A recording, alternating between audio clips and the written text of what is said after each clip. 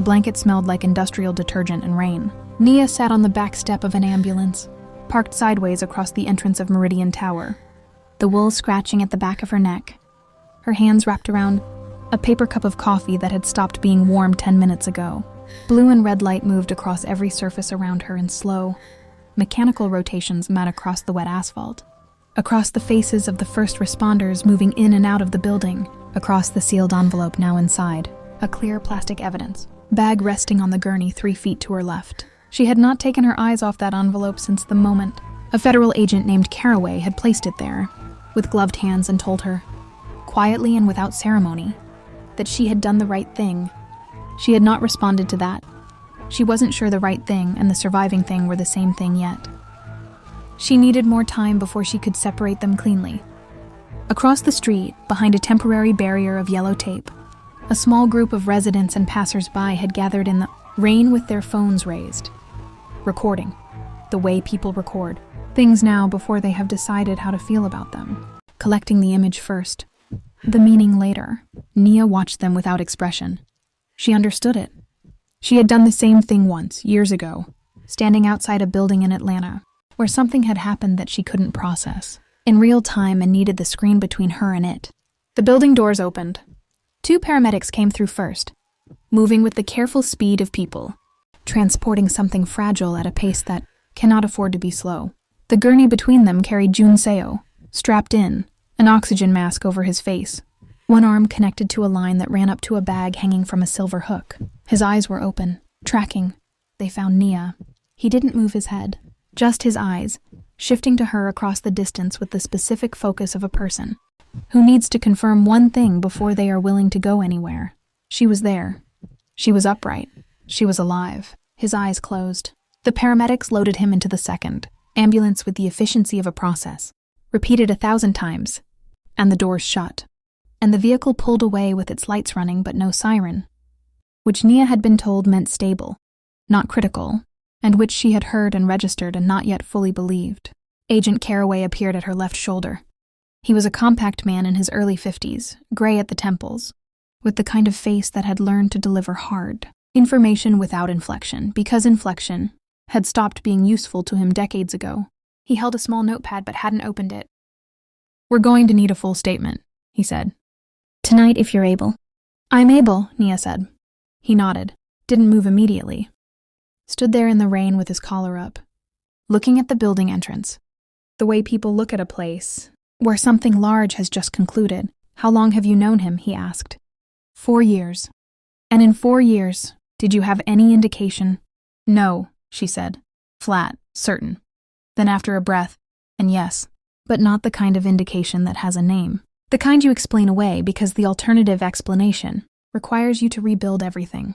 Caraway looked at her for a moment. "That's a precise way to put it," he said. "I've had about 40 minutes to work up to it." He almost smiled, almost. "The men in the apartment," he said. "Both in custody, both with documentation that places them inside a network we have been building a case against for 19 months. He paused. "Mr. Park's materials, the envelope, contain the final connective tissue. We were missing. He was supposed to deliver it tomorrow morning. He told me. He also told our team when they reached him that he sent you out of the building tonight, because he had received confirmation an hour before your arrival that the network had identified his location. He made a judgment call." Nia looked down at the paper cup in her hands. "He made it alone," she said. "Yes." "Without telling me?" "Yes." She nodded slowly, not in agreement, in the way you nod when you are filing something away for a conversation. "That cannot happen yet, because the other person is currently in an ambulance." "What happens now?" she asked. "The network gets dismantled," Caraway said. "Indictments have been prepared for 6 months. Tonight accelerates the timeline. What Mr. Park collected touches operations in 4 states and 2 foreign jurisdictions. It will take time to fully prosecute, but the primary figures will be in custody within 72 hours. 72 hours, 26 months of work, 72 hours to close it, and 1 night in the rain that had cost more than either of those numbers could account for." Caraway said something else, something about transportation to the field, office, and the timeline for her statement. But Nia had stopped tracking his words because her attention had shifted, pulled by something she couldn't immediately name, toward the street at the far edge of the police perimeter, specifically toward the light. A street light at the northwest corner, half a block from the building entrance, that was running in the same broken pulse she had seen earlier that night, on, off, on, the same irregular rhythm, the same cold white glow cutting through rain that had not stopped falling in the hours since she had first walked out of this building and into whatever her life had become. She stood up. The blanket fell from her shoulders. "Ms. Okoye, I need a minute," she said. She was already walking. She heard Caraway say something behind her. Heard one of the uniformed officers near the perimeter shift his weight. But no one stopped her. She was a witness, not a suspect. And she moved with the specific purposefulness of someone who knows exactly where they are going and will not be usefully redirected. She ducked under the yellow tape at the corner, crossed the wet sidewalk, and stopped 10 feet from the streetlight. The space beneath it was empty. Of course it was. Rain filled the cone of broken light, each drop visible for a fraction of a second, before disappearing into the dark pavement below. The corner smelled like wet leaves and car, exhaust and the faint residue of rain on hot metal. Traffic light down the block cycled through its sequence for no one. The city ran its quiet machinery without comment. Nia stood in the rain without her blanket and looked at the empty space under that light, and tried to locate herself inside the version of reality that the next few months would require her to inhabit, the practical one, the documented one, the one where the events of this night had clean explanations and official case numbers and would eventually be summarized in reports that would never once use the word ghost. She tried. She couldn't get there, not yet, because standing in the rain outside that underpass, she had heard a voice with her own ears. She had seen a woman with her own eyes. She had watched rain fall around a human figure and not onto it. She had seen a bruise that carried the particular color of old violence. And she had received a warning, specific, accurate, directional, that had placed her inside that building at exactly the moment. Junseo needed someone there, not a feeling, not a stress response, not grief manifesting as auditory and visual experience. A woman who knew. Nia exhaled. She needed to know who she was. She needed to understand what it meant that a stranger, or whatever the accurate word was for what she had encountered, had intervened in a night that, without intervention, would have ended differently. She needed to follow that thread wherever it went, even if where it went was somewhere that the practical, documented world had no filing system for. She started with what she had: a bruise on a neck, a woman who stood in rain without getting wet, a voice that knew her name before she had given it, and a sentence that had pulled at her since the moment. It was spoken under the underpass. Someone who wasn't sent away in time. That phrase had sat in the back of Nia's mind through the police response, through Caraway's questions, through the ambulance departure. She had felt it sitting there the way you feel a word you can't place. Present. Insistent. Connected to something you already know but haven't yet retrieved. Wasn't sent away in time. Junseo had sent Nia away. The ghost had framed her own identity as a version of that same story, but one that ended differently. One where the sending away hadn't happened, or hadn't happened soon enough. Which meant the ghost had been in a position similar to Nia's, connected to someone in danger, present when she shouldn't have been, or not removed when she should have been. Caught inside something that required the removal of people, who mattered in order to protect them. Nia stood very still under the rain, and the answer arrived. Not loudly, not with the urgency of revelation. It came the way certain truths come, quietly, from a direction you weren't watching, as if it had been there for a while and was simply waiting for you to turn and face it. She went back to Caraway. He was standing where she had left him, his expression carrying the particular patience of a man who has worked enough cases to know that witnesses sometimes need to take a walk, and that preventing them from doing so rarely improves the quality of the statement that follows. "The network Junseo was investigating," she said. "How far back does it go?" Caraway considered the question. Operationally, 12 years. The specific West Coast expansion, 6 years. Were there other people who got close to it? Before Junseo? Something moved behind Caraway's eyes, small, controlled, the micro-expression of a man who has just heard a question he did not expect from this particular source. "Why do you ask?" "Were there?" Nia held his gaze without yielding. A pause. "There was one prior investigation," he said carefully. "A financial crimes analyst. She had built a significant evidentiary record independently, outside of any official structure. She died before she could bring it forward." Another pause. 3 years ago. The manner of her death was ruled accidental. Our team has reason to believe otherwise. Nia felt the rain on the back of her neck. What was her name? Caraway looked at her for a long moment. Simone Devereaux, he said. Nia repeated the name silently. Let it settle. Where was she based? Seattle, Caraway said. She lived 4 blocks from this building. 4 blocks from this building. From the underpass along the I-5 corridor. From the stretch of sidewalk where a woman had stood under a streetlight in rain that did not touch her, with a bruise on her neck that had no recent origin, and had pointed Nia back toward a building where a man, with 26 months of evidence, was running out of time. Nia looked at the evidence bag on the gurney. The envelope. 26 months of work. The final connective tissue, built on top of whatever Simone Devereaux had built first. The foundation that Junseo had found, or been pointed toward, or had used as the starting coordinate for everything that followed. The work of a woman who had gotten close enough to be removed, who had died before the truth she carried could reach anyone who could use it, whose effort had been buried under an accidental ruling, and 3 years of organizational silence until tonight, until a rainy Seattle night, when the woman who had not been sent away in time came back to make sure that someone else was. Nia closed her eyes for 3 seconds. She thought of the ghost's last expression.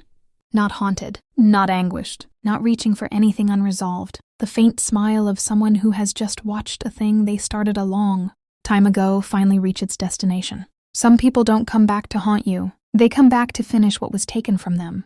In the weeks that followed, 6 indictments were filed across 3 federal jurisdictions. The network that Junseo had spent 26 months documenting was dismantled with the systematic thoroughness of investigators who had been waiting for exactly the evidence the envelope contained. 14 individuals were arrested in the first 72 hours. The remaining figures fell in sequence over the following month, one by one, in different cities, the structure collapsing inward the way structures collapse when their load-bearing elements are removed simultaneously. Junseo spent 11 days in the hospital. 2 broken ribs, lacerations, a shoulder that would require 6 months of physical therapy and would never be quite as cooperative as it had been before that night. He was debriefed extensively by Caraway's team during his recovery, a process he described to Nia later as the most exhausting thing he had ever done, not because the questions were difficult, because answering them honestly, completely, without the protective architecture of strategic omission, required a different kind of endurance than anything his training had prepared him for. Honesty, it turns out, is its own physical demand. Nia visited him on the 3rd day. She sat in the chair beside his hospital bed, while the room filled with the particular afternoon light of Seattle in November, gray and diffuse, flattening everything it touched. She had brought nothing, no flowers, no food. She had brought herself and the full weight of everything she still hadn't said, and she set it down in that chair and let it occupy the space between them. Junseo looked at her from the bed. His ribs were wrapped. His shoulder was immobilized. His face was the most undefended she had ever seen it. I know what you need to say, he said. Let me say it anyway, she said. He nodded. She said it. All of it, every layer, the 4 years of a relationship. She had understood to be mutual and complete. The 26 months that had existed inside that relationship, like a room she didn't know was there. The night she had spent believing she was being rejected when she was being protected. The cost of that distinction, how it hadn't felt different from the outside. How love without full information still registered as ordinary love until the night. It registered as something more complicated. She said it without raising her voice, without needing him to apologize at every turn. She said it in the way of someone who is not asking to be absolved of the experience, but needs the experience to be fully named between 2 people before anything that comes next can stand on solid ground. Junseo listened, all of it, without deflecting, without justifying, without the strategic redirection of a man accustomed to managing information. He listened with the specific quality of attention that people produce, when they understand they are not being attacked but witnessed, and that being witnessed is the only accurate response to offer in return. When she finished, the room was quiet. I would do it differently, he said. Not I'm sorry, though that came too later. But first, I would do it differently, specific, directed, an acknowledgement that the choice had been his, and that the choice had carried consequences he now understood more completely. How? She asked. I would have told you there was something I couldn't tell you, he said. Not the content, but the existence of it, so that the distance you felt had a shape, even if it didn't have a name. So you weren't carrying the weight of something that looked like withdrawal and felt like loss. Nia looked at him for a long moment. That would have been enough, she said quietly. It wouldn't have been everything, but it would have been enough. He nodded. They sat with that for a while. The November light moved across the floor in a slow diagonal as the afternoon progressed. A nurse came in, checked something, left. The city outside the window made its ordinary sounds. Traffic. Distant construction. The specific acoustic texture of a place continuing its life, regardless of what any individual within it was processing. The relationship didn't close that afternoon. It didn't reopen cleanly either. What happened was more honest than either of those outcomes. It remained open in the way of something that has been damaged and is being assessed with clear eyes before any decision about repair or release is made. That assessment would take time. Months, as it turned out. Time spent in separate spaces, in conversations that started and stopped, in the slow work of two people deciding whether what they had built was worth rebuilding on a foundation that now had to be constructed differently. It is difficult work. It does not resolve neatly. Real things rarely do. But 3 weeks after the night at Meridian Tower, Nia went back. Not to the building, not to that floor, that hallway, that destroyed apartment now sealed inside an ongoing investigation. To the street, late evening. Rain, the same thin, patient Seattle rain that seemed to belong specifically to this story, as if the city had assigned it to these events and would not recall it until they were fully concluded. She walked to the corner at the edge of the I-5 underpass and stood under the streetlight that had been repaired since that night, its glow now steady and unbroken, throwing clean white light across wet pavement. She stood there for a long time. Nothing happened. The rain came down. Cars passed at the distant edge of hearing. The underpass carried the ambient sound of a city running its late evening operations. The light held steady above her, indifferent and reliable and ordinary. Nia was not disappointed. She hadn't come expecting a repeat.